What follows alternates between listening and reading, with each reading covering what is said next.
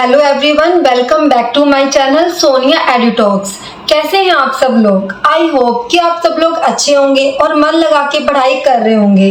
तो फ्रेंड्स, आज की वीडियो में मैं आपको सीटेट के एक वेरी इंपॉर्टेंट टॉपिक के बारे में बताऊंगी, जिसमें से हर साल आपके सीटेट एग्जाम में से 4 और 5 मार्क के क्वेश्चन पूछे जाते हैं। तो उसका नाम है जीन पियाजे का संज्ञानात्मक विकास का सिद्धांत। तो चलिए शुरू करते हैं। जीन पियाजे स्विट्जरलैंड के एक मनोवैज्ञानिक थे। यह एक स्विस मनोवैज्ञानिक थे। इनका जो जन्म था 9 अगस्त 1896 को हुआ था और इनकी जो डेथ हुई थी 16 सितंबर 1980 की हुई थी। इन्होंने 84 ईयर तक बाल मनोवैज्ञानिक में, चाइल्ड साइकोलॉजी में अपना अहम योगदान दिया है। पियाजे का जो सिद्धांत है ये रचनावाद पर आधारित है। उन्होंने बालकों में बुद्धि का विकास किस प्रकार से होता है यह जानने के लिए अपने स्वयं के बच्चों को अपनी खोज का विषय बनाया। उन्होंने देखा कि जैसे जैसे बच्चे बड़े होते गए उन्होंने उनके मानसिक विकास संबंधी क्रियाओं का बड़ी बारीकी से अध्ययन किया। इस अध्ययन के परिणाम स्वरूप उन्होंने जिन विचारों का प्रतिपादन किया उन्हें पियाजे के मानसिक या संज्ञानात्मक विकास के सिद्धांत के नाम से जाना जाता है।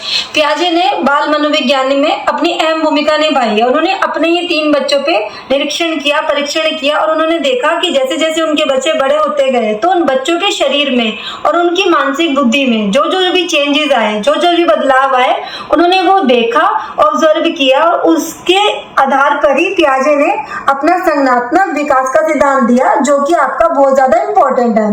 संज्ञान का अर्थ होता है वह मानसिक क्रिया जिसके द्वारा हम किसी घटना या परिस्थिति का बोध होता है अथवा ज्ञान प्राप्त होता है। इसके अंतर्गत प्रत्यक्षीकरण, पहचान है, तर्क, निर्णय तथा अवधारणा जैसी मानसिक क्रियाएं सहित होती हैं। संज्ञान का अर्थ होता है ज्ञान, किसी भी चीज के बारे में जानना, नॉलेज लेनी। अगर हमें किसी भी चीज के बारे में कोई नॉलेज चाहिए होती है कि अगर हमें सीटेट का एग्जाम पास करना है, टेट का एग्जाम पास करना है, तो सबसे पहले हम क्या करेंगे? हम अपना सिलेबस देखेंगे, अपनी बुक्स देखेंगे, उसके बाद में यूट्यूब पे रिसर्च करेंगे, लाइब्रेरी में जाएंगे, बुक्स देखेंगे या किसी कोचिंग इंस्टीट्यूट में जाएंगे, कोचिंग लेंगे। तो अगर हमें अपनी किसी भी चीज के बारे में जानकारी इकट्ठी करते हैं जिससे हमारे ज्ञान बढ़ता है, हमारे ज्ञान में वृद्धि होती है, तो वो हमारा कॉग्निशन कहलाता है, हमारा संज्ञान कहलाता है और टाइम के साथ साथ ये धीरे धीरे बढ़ता रहता है और उसमें वृद्धि होती रहती है।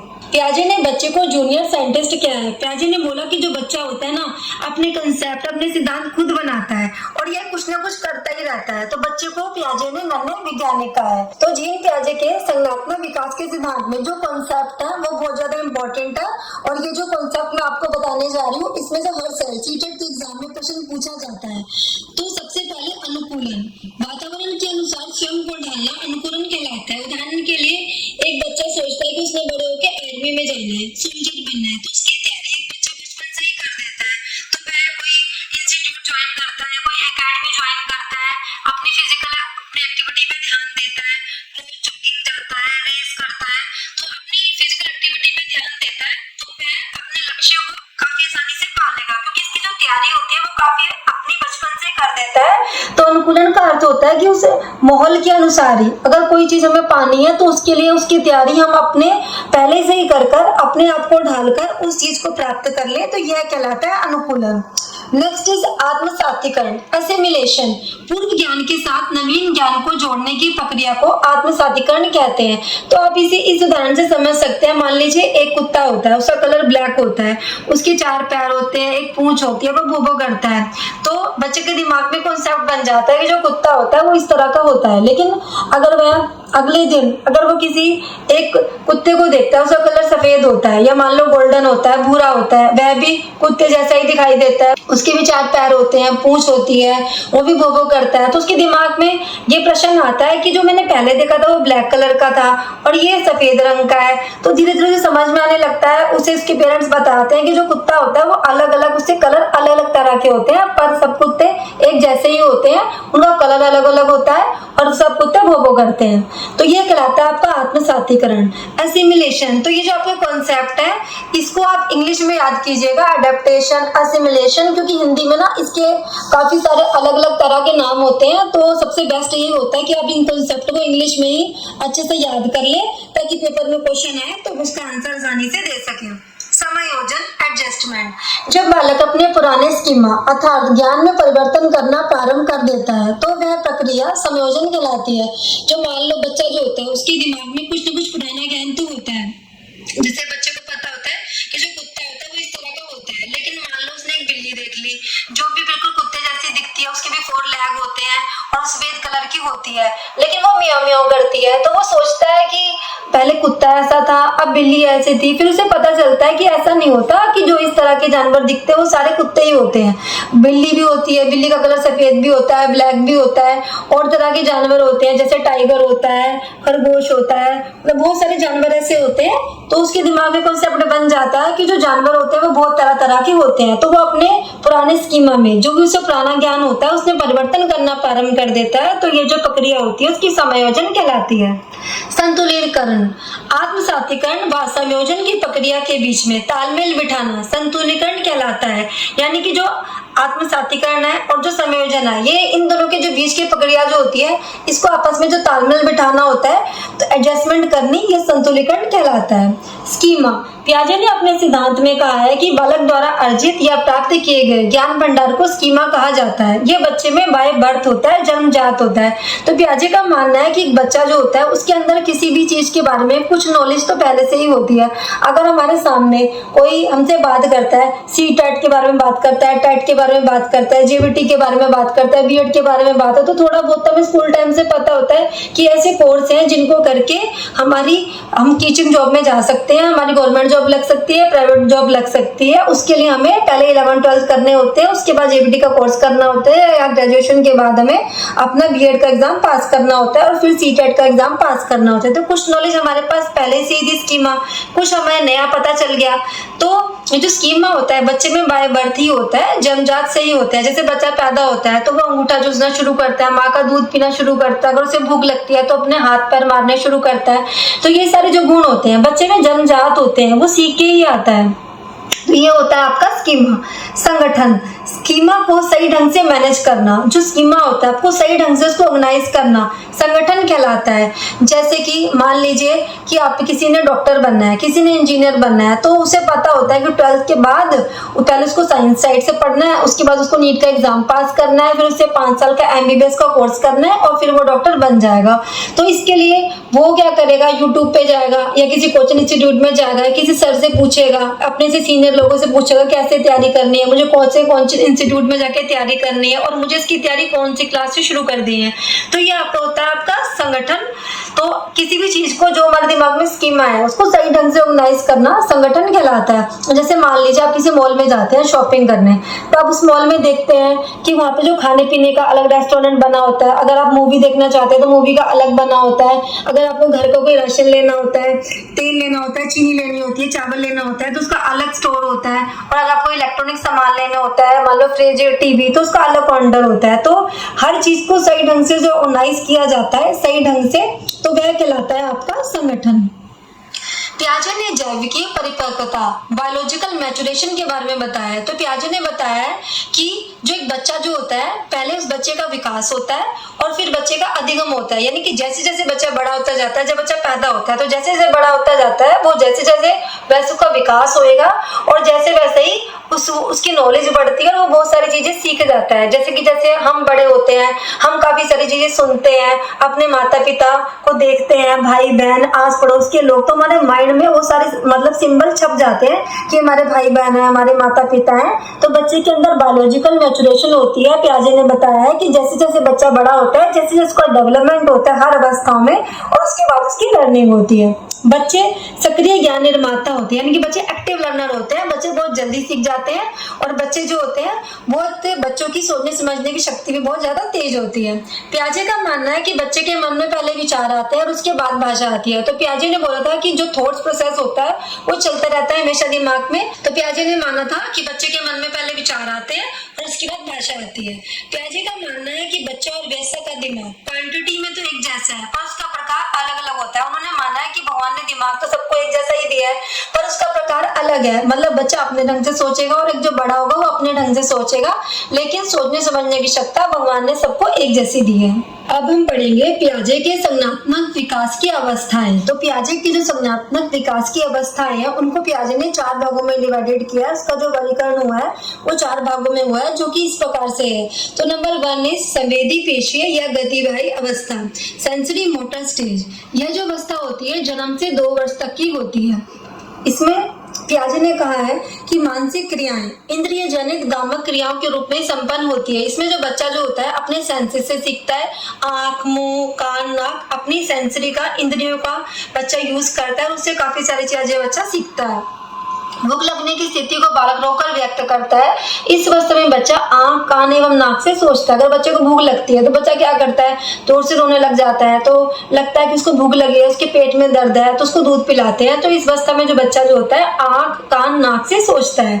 इस अवस्था में बच्चे में वस्तु स्थायित्व, ऑब्जेक्ट परफॉर्मेंस के गुण का विकास होता है। तो इस अवस्था में बच्चे में वस्तु स्थायित्व का गुण आता है। यानी कि जो बच्चा जो होता है, एक छोटा बच्चा है, अगर आप छोटे बच्चे को खिलौना कहीं छुपा देंगे, किसी दूसरे रूम में छुपा देंगे या तो किसी तकिए के नीचे छुपा देंगे, तो बच्चा जो होता है वो उसको ढूंढ लेगा।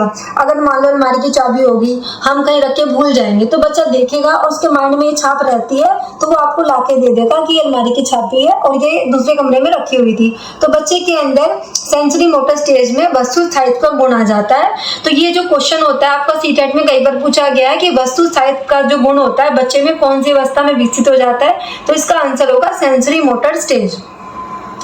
जिन वस्तुओं को वह अपने सामने देखता है उसके लिए उसका अस्तित्व हो जाता है। जैसे उसके माता पिता होते हैं, भाई बहन होते हैं, उसके खिलौने होते हैं, तो अपनी आंखों के आगे जिन जिन वस्तुओं को देखता है तो उन वस्तुओं का अस्तित्व उसके दिमाग में छप जाता है, उसको पता चल जाता है।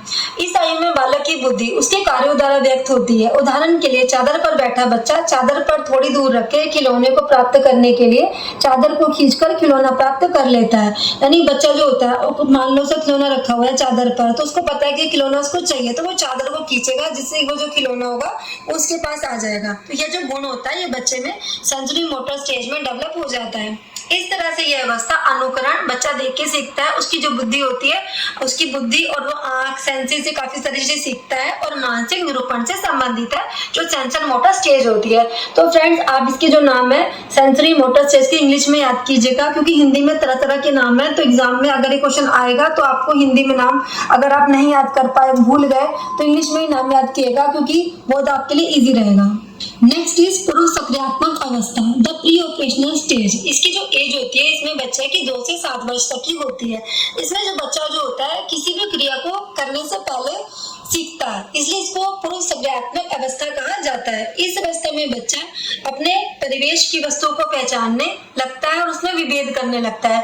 उसको पता चल जाता है, अगर उसके सामने हम बोलते हैं एलिफेंट या बोलते हैं टाइगर, उसके सामने किसी भी चीज का नाम लेते हैं, किसी भी एनिमल का, जैसे कि पीकॉक बोलते हैं, तो उसको पता चल जाता है कि इस चीज के बारे में बात हो रही है, उसके दिमाग में उसकी छाप पड़ जाती है और उसमें सिंबल से सीखता है, सांकेतिक रूप से सीखता है। इस दौरान बच्चों में भाषा का विकास भी प्रारंभ हो जाता है, यानी कि जैसे जैसे बच्चा बड़ा होता है 2 से 7 वर्ष की उम्र में, तो काफी सारे वाक्य बोलने, काफी सारे सेंटेंस के बारे में जैसे जैसे उसका सोशल डेवलपमेंट भी होता है तो वो काफी सारी चीजें सीख जाता है। इस अवस्था में बालक नई सूचनाओं और अनुभवों का संग्रह करता है, नई नई चीजें सीखता है, रोज नए नए एक्सपेरिमेंट तो करता ही रहता है, और टीवी देखता है, मोबाइल देखता है, नई नई चीजों के बारे में जानकारी मिलती है, तो काफी सारी सूचनाओं का संग्रह उसके अंदर हो जाता है। इसमें वह पहली अवस्था की अपेक्षा अधिक समस्याओं का समाधान करने योग्य हो जाता है। यानी कि जो सेंसरी मोटर में कई सारी प्रॉब्लम थी जो उसे नहीं पता थी क्योंकि वो छोटा था, तो जैसे जैसे वो बड़ा होता जाता है तो प्री ऑपरेशनल स्टेज में वो काफी सारी समस्याओं का समाधान करना भी शुरू कर देता है। इस अवस्था में बच्चा अहम केंद्रित होता है, यानी कि ईगो सेंट्रिक होता है। यानी कि बच्चा अगर किसी चीज की जिद करता है, अगर वो कहता है कि मुझे घूमने जाना है और मुझे आज ही पार्क ही जाना है, मुझे अभी लेके जाओ, तो वो अड़ जाएगा, वो रोएगा, चिल्लाएगा, अपनी बात को मनवा कर ही रहेगा। मान लीजिए एक बच्चा जो होता है अपने पेरेंट्स के साथ स्कूटर पे घूमने जाता है, तो अपने पापा के साथ आगे खड़ा हो जाता है। मान लो कोई छोटी बहन है, वो जिद करती है कि मुझे आगे खड़ा होना है, तो वो अपनी बहन को आगे खड़ा नहीं होने देगा, चाहे वो उसकी बहन कितना मर्जी रो ले और चिल्ला ले, लेकिन वो कहेगा मैं ही खड़ा हूं तो मैं ही खड़ा हूंगी। वो अपने छोटे भाई बहन को मारेगा, पीटेगा, उसको पीछे कर देगा, क्योंकि बच्चे की एज ही ऐसी होती है, वो ईगो सेंट्रिक होता है। उसने बोला कि जो मैंने बोला बस वही सच है, और उसे किसी चीज के बारे में कुछ नहीं पता होता और वो अपनी बात मनवा के ही रहता है, क्योंकि उसकी स्टेज ही ऐसी होती है, उसकी अवस्था ही ऐसी होती है। जीव बात एनिमिज्म, इसमें बच्चा संजीव एवं निर्जीव चीजों में अंतर नहीं कर पाता, यानी बच्चे को नहीं पता होता किन चीजों में जान होती है, कौन चीजें बेजान होती है। मान लो बच्चा आ रहा होता है, बच्चे के दरवाजा लग जाए, बच्चे के बेड लग जाए, कोई अलमारी लग जाए, तो बच्चा जो होता है रोने लग जाता है, अपनी मम्मी को बुलाता है, अपनी मम्मी को बोलता है मुझे इसने मारा है, मुझे बेड से लग गई, मुझे अलमारी से लग गई। तो अगर मम्मी उसको मारेगी, दरवाजे को मारती है, बेड को पीटती है, तो बच्चा बड़ा खुश हो जाता है कि हाँ इसको चोट लग गई, वो खुश हो जाता है। यानी कि बच्चे को जिन चीजों में जान है, संजीव और निर्जीव चीजों में जिनमें जान नहीं है, उसके बारे में पता ही नहीं होता, उसको बस ये पता होता है कि इस चीज ने मुझे मारा और इसकी डांट पड़ गई, तो वो खुश हो जाता है। नेक्स्ट इज मूर्त सक्रियात्मक अवस्था, कॉन्क्रीट ऑपरेशनल स्टेज। यह जो स्टेज होती है, इसकी जो एज होती है 7 से 11 वर्ष तक की होती है। 7 से 11 वर्ष की अवस्था में बालक के भीतर जिन प्रमुख क्षमताओं का विकास होता है, इसका विश्लेषण पियाजे ने निम्न प्रकार से किया है। Number 1 is conservation. कंजर्वेशन में क्या होता है कि बच्चा जो होता है, जो साइज होता है, जो शेप होता है, उसके बारे में बच्चे को नॉलेज होती है। जैसे कि मान लो हमने 2 गिलास लिए और एक गिलास थोड़ा लंबा ले लिया, एक गिलास हमने थोड़ा छोटा ले लिया, लेकिन वो उनका जो शेप है, उसके अंदर जो चीज आएगी वो सेम है।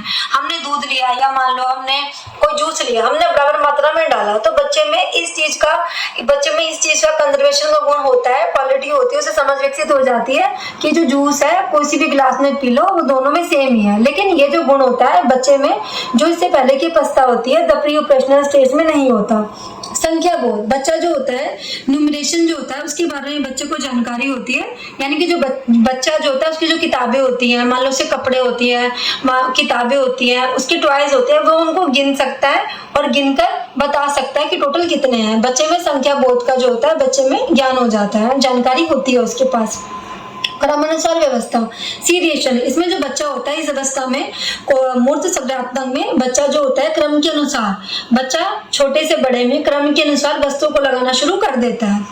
वर्गीकरण, इसमें जो बच्चा होता है वस्तुओं को वर्गीकरण कर सकता है, यानी कि वस्तुओं को उनके साइज के आधार पर, शेप के अनुसार अलग अलग वर्ग में वो बांट सकता है, उसमें ये गुण विकसित हो जाता है। पारस्परिक संबंध, इसमें जो बच्चा होता है उसमें पारस्परिक संबंध का गुण भी विकसित हो जाता है। जैसे बच्चा जो होता है, अगर उसके सामने 2 लाइनें खींच दी जाए और पूछा जाए कि कौन सी बड़ी है कौन सी छोटी है, तो बच्चा आराम से बता सकता है।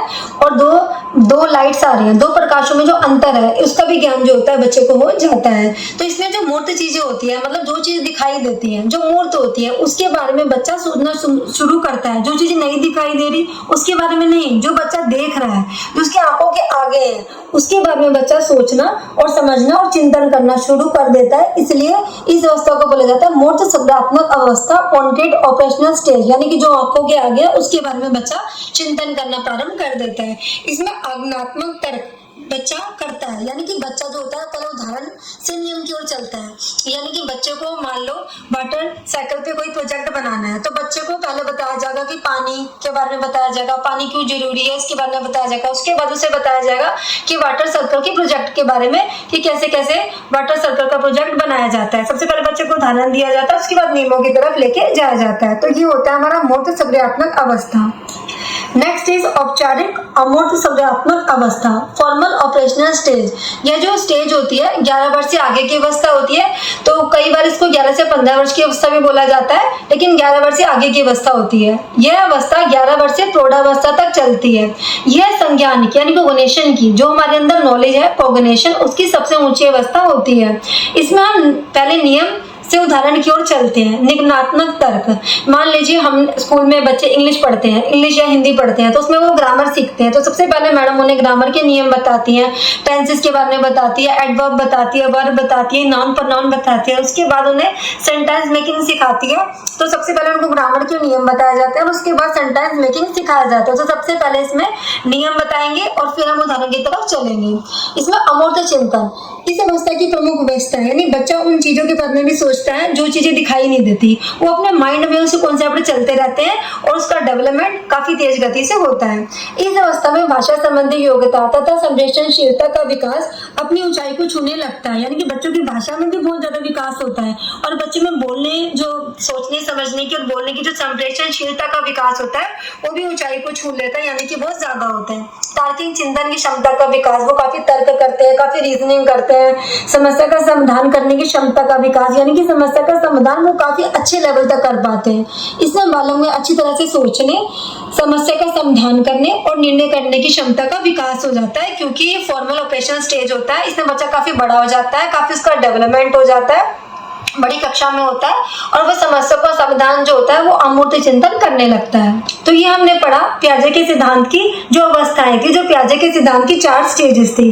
तो अब हम पढ़ेंगे पियाजे के सिद्धांत की आलोचना। तो पियाजे का जो सिद्धांत है इसकी कई हमारे मनोवैज्ञानिकों ने आलोचना भी की है। तो पियाजे ने तो बोला था कि जो पियाजे का सिद्धांत है वो अपरिवर्तनशील माना है स्वयं पियाजे ने। उनका मानना था कि उन्होंने विकास के क्रम की अवस्था में चेंज नहीं हो सकता, ये पियाजे का मानना था। पर देखा जाए अगर बच्चे को अच्छा वातावरण दिया जाए, अच्छी गाइडेंस दी जाए, स्किल दिया जाए, कौशल दिया जाए तो बच्चा अपनी क्षमता से ज्यादा अधिक सीख सकता है।